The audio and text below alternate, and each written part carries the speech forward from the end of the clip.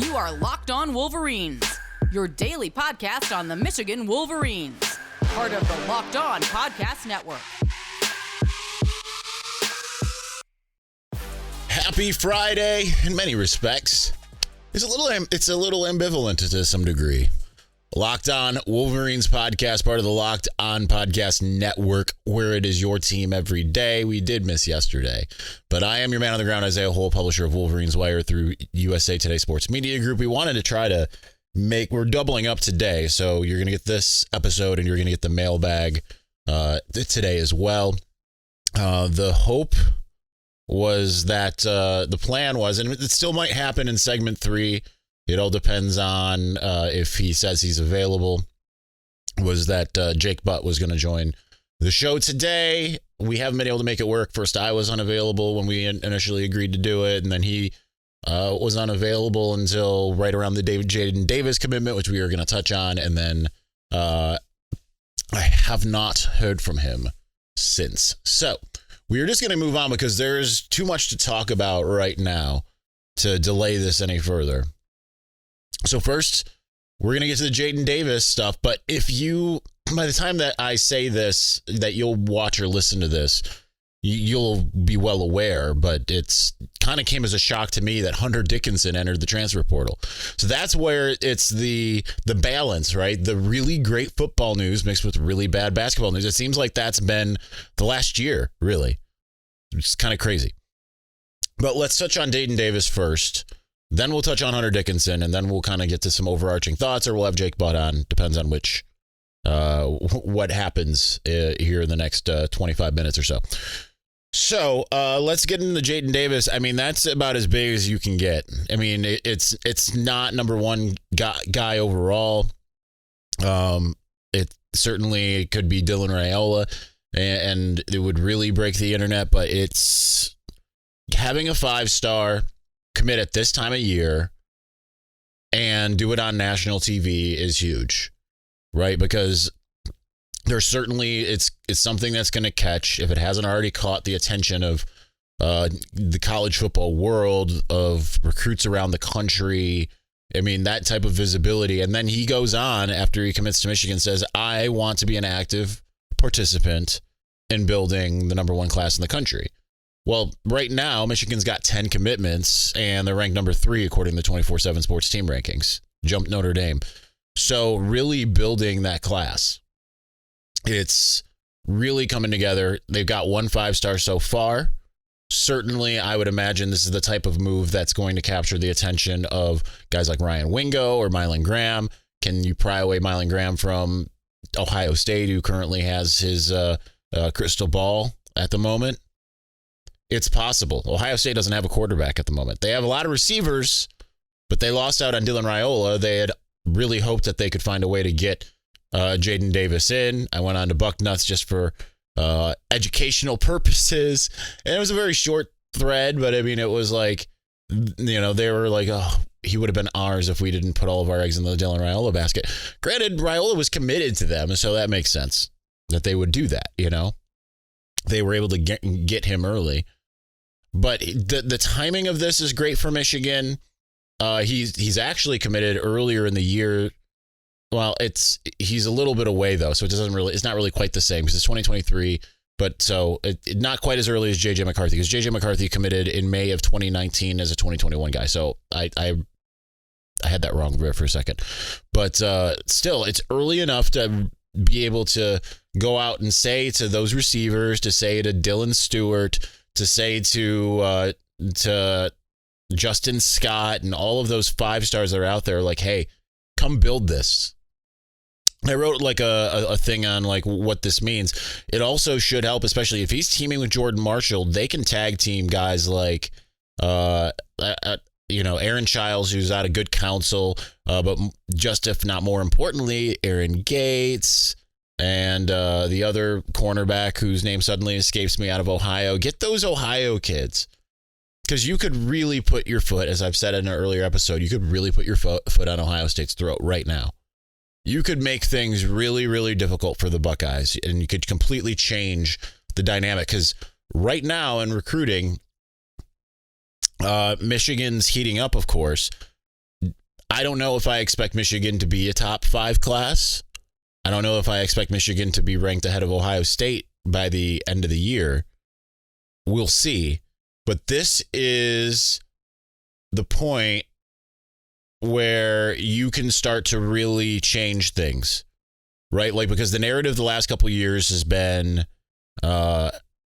it's been to, Michigan's not been ahead of Penn State, hasn't been ahead of Ohio State. They've gotten the on-field wins each of the last 2 years, but still the narrative has been, heck, I got in the big thing with Ari Wasserman last offseason because he said Penn State is more poised to win a national championship than any other Big Ten team, completely ignoring Michigan. So you're Michigan, you have a chance. And it was a different scenario going on Twitter and seeing all of these guys that I'm used to seeing hating on Michigan being like, wow, insanely good get. So it's really, really turning out. So we'll see what happens from here as far as the recruiting part. As far as having him, Jaden Davis, hopefully he gets to sit a year. Whether it's Tom Luganbill weirdly said, Jack Tuttle coming, and he's got another year. I don't believe he does. Maybe he does. I mean, maybe he could be a 7th year. But or you got Davis Warren. But I still am firmly in the idea that J.J. McCarthy, barring a Heisman Trophy season, obvious top pick or top 5 pick, I still believe that there's a strong case to be made that he comes back another year. He strikes me as that type of guy, which would give you that more leeway. But the good news is now if JJ moves on, no, you don't want to entrust you don't really want to entrust your quarterback room to a true freshman. But if you're going to do it with a 5-star, right? Do it with a guy that has those tools, has that capability. There's different opinions as to who thinks that he looks like who.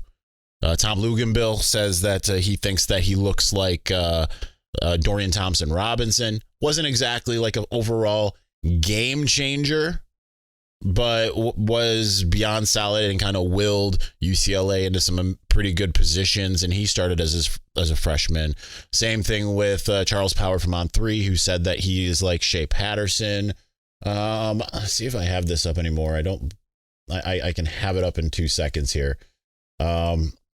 I can't remember who. I think it was Andrew Ivins had a comp as well. Let's see here. I can go right to the source here. The internet's not gonna work here for whatever reason. Nonetheless, there's a lot of different comps out there. Okay, here we go. They didn't give him a comp on 24/7 Sports. So, all right, that's that.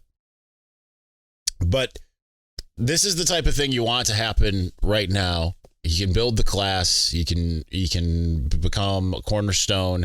And then on top of that, he comes in right when Michigan needs him. Michigan doesn't necessarily need to do what Ohio State had done in bringing in a 5-star quarterback every year, because as you've seen, that there's going to be guys that just are going to leave, and whether they pan out or not is a different story. But Tate Martell didn't. We'll see about Quinn Ewers. But it's a luxury to have guys sitting on the bench, but that's not at a place like Michigan. That's probably not going to work out as well, especially with a quarterback, as maybe even like a Miami, right, where you've got the weather, you've got all that kind of stuff going for you as well. So anyway, we're going to talk about Hunter Dickinson's surprising decision here in just a moment. Before we do that, the tournament is heating up, and there's no better place to get in on the action than FanDuel, America's #1 sportsbook. That's because right now FanDuel is giving new customers a no-sweat first bet up to $1,000. Wow, I almost really didn't help them out there. That's up to $1,000 back in bonus bets if your first bet doesn't win. Just go to FanDuel.com/lockedon and sign up today to claim your no-sweat first bet. Then you can wager on everything from the money line to point spreads to which team will be cutting down the net, all in an app that's safe, secure, and super easy to use. So don't miss your shot at a no-sweat first bet up to $1,000 when you join FanDuel today.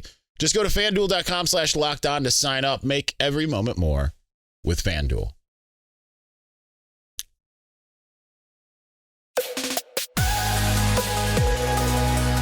Michigan giveth and Michigan taketh away. That's the case right now. And if you were looking forward to the 2023-24 basketball season saying, well, at least there's Hunter Dickinson. At least, you can center the team around him. No more unless unless Juwan Howard and company convince him to come back. It's actually kind of weird. We didn't get a chance to even touch on the fact that they got in a transfer via Nimari Burnett yesterday, which was if at first you don't succeed, try again. And if you don't get him as a recruit, maybe you get him as a transfer down the road, which is what happened. He's on his third school. But he was a guy that everyone had their eyes set on and didn't come to Michigan. And it started to finally kind of look like, all right, you can get everything together. You got Hunter Dickinson probably coming back. You've got, Jalen Llewellyn probably coming back. Now you got Nimari Burnett you can plug in there. Sounds like Terrence Williams is probably coming back. And I know people probably have mixed opinions about that. And then you still got a lot of young guys, right? You still have, between the freshmen, George Washington and Papa Conte, we still haven't seen a lot of some of these other guys. And this is not even mentioning like Doug McDaniels, really kind of coming into his own later in the season, and some others that they're applying for Joey Baker for another year. So it's. And Joey Baker and Jalen Llewellyn are actually appearing at the pep rally before the spring game tomorrow, so which makes me think like, okay, they're both doing as much as they can to make sure they get another year. So it really started to feel like it was coming together. But now, guess what, Terrace Reed, your spotlight just blew up, man, because now you're going to be counted on. And we're going to see what this thing looks like, because the majority of the Juwan Howard era has had Hunter Dickinson at his disposal. Remember, it was year 2 of Juwan Howard that Hunter Dickinson burst onto the scene, because 2019 to 2020, well, that was the John Teskey, Xavier Simpson of it all. And then after that, it became the Hunter Dickinson show. And I need to retweet the Trent story. I had him, since I was doing the podcast, had him write that up. So it's wild. It's not what I expected. I saw some reports that was a possibility, but I don't think it was transfer portal. I was thinking NBA. And even though the question is, would he be drafted? Even though after his freshman year, it seemed like an obvious, like, yes, but probably second round. It's just a bizarre thing. And like, what is another team going to do for you? Michigan wasn't very good this last year, of course. It underachieved through the regular season last year, but still did its thing and went to the Sweet 16. Still, it was right there. It just felt like this was a young team this year. Some guys like Jet Howard off to the NBA draft. Kobe Buffkin is probably up to the NBA draft. Some of the young guys started shining late, but it wasn't enough. So I'm not on the anti-Juwan Howard train. I am absolutely not.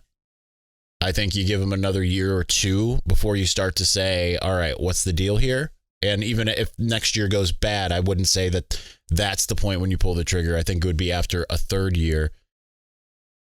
But it's just bizarre. I don't understand it. I don't understand the thinking behind it. It felt like he was really, truly a Michigan guy, Hunter Dickinson, and I'm curious to see where he ends up. And it makes me wonder, and I know in the mailbag we're going to address some tampering stuff. It makes me wonder if there was any tampering, because Amarian Walker had said, I don't remember on what platform, I think it was talking with Sam Webb, that, LSU and some other schools came calling. Makes me wonder if that's the case here. Clearly, it's the Wild West out there. It's just bizarre. So that is what it is, but it's shocking, maybe devastating, especially because, he was a villain in college basketball, but he was the Michigan villain, so people could kind of center around him. It reminded me a lot of the Bad Boys or the Going to Work Pistons, where it's like, yeah, everyone hates him. Everyone hated Bill Laimbeer, but man, do Pistons fans love him. I still love him. It was kind of that, even though he wasn't nearly as rowdy as Bill Laimbeer. But certainly, he had that reputation of being a guy that no one liked. So where does Michigan basketball go from here? I don't know. It's going to be interesting to see. You've got some pieces. Didn't even mention, and I forget his name literally every time. I've sat in front of him and forgot his name. Greg Glenn. There we go. Figured it out. You know, he's another guy who could step in. I just don't know where you go from here. Do you go to the transfer portal? You're not going to necessarily get a Hunter Dickinson type guy.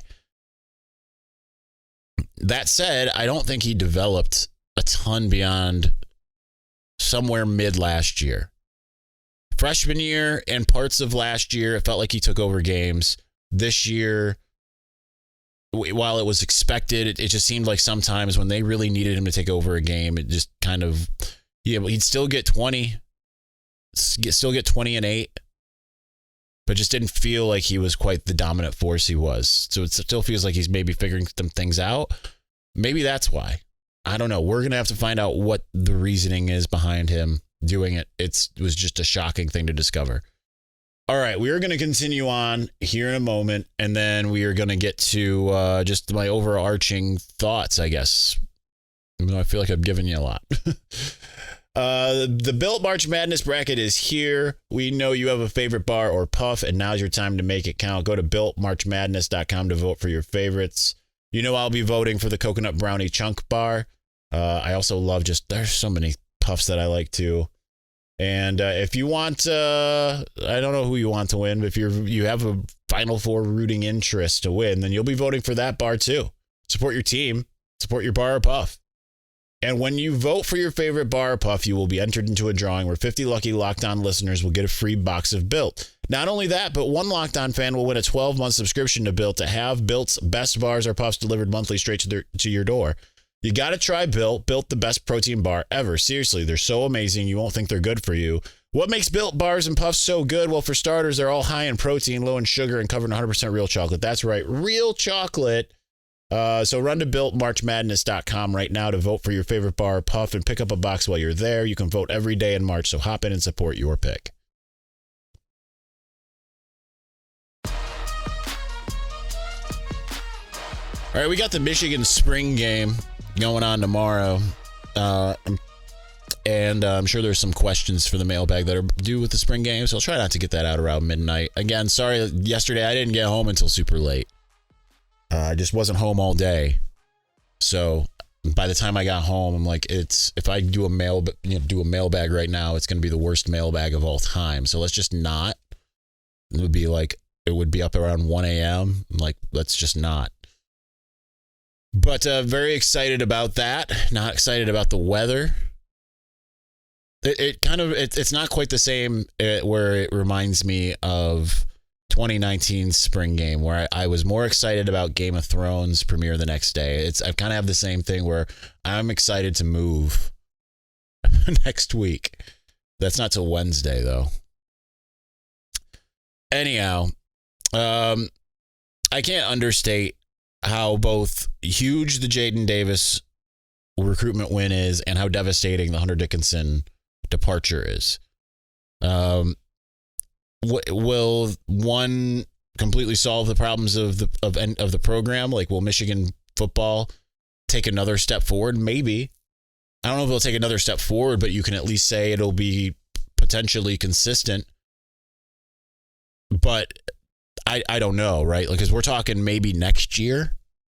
I don't know if a freshman comes into what that team might look like. It might be a team that's gutted with a lot of potential. I don't know that they suddenly go back to the college football playoff. If J.J. McCarthy returns, all bets are off because it gives Jaden Davis the opportunity to do what J.J. McCarthy did in 2021. Maybe come in for some gadget plays. I know you're looking at a guy that is kind of relatively similar in some ways, not the same quarterback by any means, but has the scrambling ability, but isn't a dual threat. JJ's more of a runner, I would say, than Jaden Davis is. But Jaden can scramble. He's got a strong arm. I wouldn't say it's as strong as JJ's, but we'll find out. And if he can have a year to sit behind, learn the playbook, and do all of that, and JJ can lead the show with some new faces, because we're talking about pretty much the bulk of the offensive line probably moving on. I think a lot of them have to. We're talking about at least Blake Corum moving on. Donovan Edwards wants to. Sorry, the picture's gone. Apparently, I'd used the one full card I have. You're talking about Cornelius Johnson being gone, maybe Roman Wilson, probably AJ Henning. But you've got a lot of guys on that offense that, that second line, if it's next man up, and I mean, we've seen a lot of these guys get a lot of good time, they could really, really step up to the plate. And then, if Donovan comes back, that really helps out a potential Jaden Davis led or JJ McCarthy led offense. Colston Loveland will be back. He's a big target. And then you've got the guys we're waiting to see. Darius Clemens, Tyler Morris, Carmelo English, I'm excited about. And if he's able to go out and get some 5-star wideouts to come with him, really, truly, all bets are off. All right, since we've got no picture, we're going to go ahead and call it. But we will be back with the second podcast later this evening. I'm going to aim for more around the 6 o'clock hour for the mailbag to be up on audio, 7-ish on video. So thank you for watching. Thank you for listening. We'll be back soon. Peace.